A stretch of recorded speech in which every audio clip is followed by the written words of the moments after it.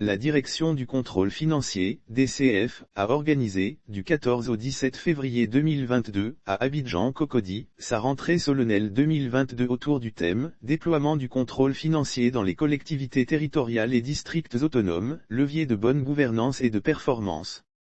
Les contrôleurs financiers, confrères, de la Côte d'Ivoire ont pris part, durant 4 jours, du 14 au 17 février 2022, à la traditionnelle la rentrée solennelle 2022 de la Direction du contrôle financier, DCF.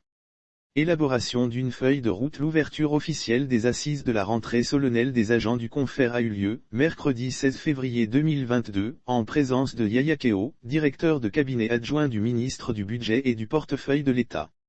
Les assises de la rentrée solennelle ont permis de sortir une feuille de route permettant de faire le plongeon dans l'environnement des collectivités territoriales et districts autonomes. Le directeur du contrôle financier, DCF, Ndakakou Joseph Ange a indiqué que l'objectif principal de la rentrée solennelle 2022 de la Direction du contrôle financier, DCF, est de continuer de renforcer l'appropriation des modalités d'intervention du contrôle financier, confrère, dans les collectivités, par les contrôleurs financiers et leurs collaborateurs. Nous démarrons une nouvelle gestion budgétaire. Il y a un mois de cela que nous avons présenté au ministre du Budget et du portefeuille de l'État nos plans d'action stratégiques. Il est question maintenant de le traduire aux collaborateurs et à tous les acteurs de la DCF, a affirmé le directeur du contrôle financier, justifiant ainsi la tenue de la rentrée solennelle. Il a souligné que les assises de la rentrée solennelle ont été ponctuées de travaux en groupe restreint, et ont permis de sortir une feuille de route permettant de faire un plongeon pratiquement en territoire connu dans l'environnement des collectivités territoriales et districts autonomes. Lire aussi contrôle financier et budgétaire en Côte d'Ivoire, l'État se veut plus regardant. Ndakakou Joseph Ange a dit pouvoir compter sur chaque confrère pour la pleine réussite de la mise en œuvre du plan d'action orienté sur la poursuite de la marche dans la mise en œuvre de la réforme budgétaire. 2021 a été une année particulièrement difficile. Le directeur du contrôle financier a indiqué que 2021 a été une année particulièrement difficile. Mais avec la présence du ministre du Budget et du portefeuille de l'État, Moussa Sanogo à leur côté, ils ont pu s'en sortir dans les situations extrêmement tendues. Le DCF a salué également le leadership du ministre qui a pris les devants dans le processus de déploiement du confrère auprès des collectivités, par sa présence au ministère de l'Intérieur pour une réunion avec son collègue portant uniquement sur le déploiement de la DCF auprès des collectivités. Soutien de la DGDDL. Le directeur général de la décentralisation et du développement local, DGDDL, Yapi Fidel a rassuré les agents du confrère quant à son soutien en termes d'assistance aux actions de la DCF qui seront conduites auprès des collectivités décentralisées. Nous avons besoin d'une synergie d'action pour mieux gérer les deniers publics et impulser ainsi le développement local.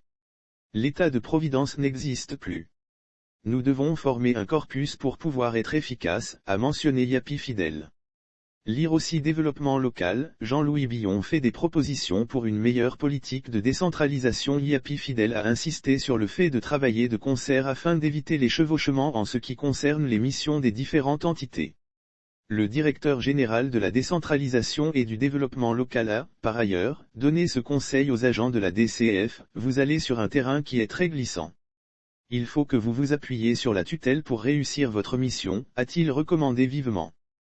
Travail d'équipe. Yaya Keo, directeur de cabinet adjoint du ministre du Budget et du portefeuille de l'État, a exhorté les agents de la DCF à garder le travail d'équipe. Il a fait remarquer que le déploiement du contrôle financier auprès des collectivités doit être un levier de bonne gouvernance et de performance. Yaya Keo a indiqué que les agents de la DCF auront, entre autres, à veiller à la sincérité budgétaire au travers du mandatement d'office des dépenses obligatoires, à suivre le remboursement des annuités d'emprunt avant le vote du budget, à mener à l'obligation d'élaborer des plans de trésorerie cohérents et veiller à la systématisation de la comptabilité matière. Toute réforme rencontre des résistances et des hésitations chez ceux qui doivent la mettre en œuvre. Le directeur de cabinet adjoint du ministre du Budget et du portefeuille de l'État n'a pas manqué d'informer les agents de la DCF sur les réalités qui les attendent, en soutenant que toute réforme rencontre des résistances et des hésitations chez ceux qui doivent la mettre en œuvre. De ce fait, il a rassuré les agents de la DCF que le ministre Moussa Sanogo et le directeur du confrère se tiennent à leur côté face aux différentes péripéties qui pourraient jalonner l'environnement des collectivités et districts autonomes. Ensemble, nous conduirons cette réforme qui contribuera au renforcement de la bonne gouvernance et à l'amélioration de l'efficacité de la gestion budgétaire en Côte d'Ivoire, a rassuré le directeur de cabinet adjoint. Lire aussi Côte d'Ivoire, des experts présentent les enjeux et défis des pôles économiques régionaux. L'amorce du déploiement du contrôle financier dans les collectivités devrait, faut-il le noter, connaître un début de concrétisation au cours de l'exercice 2021, tel que prévu par la loi numéro 2020-885 du 21 octobre 2020 portant régime financier des collectivités territoriales et des districts autonomes. Cependant, la nécessité de renforcer l'appropriation du nouveau dispositif par les acteurs a valu le report en 2022.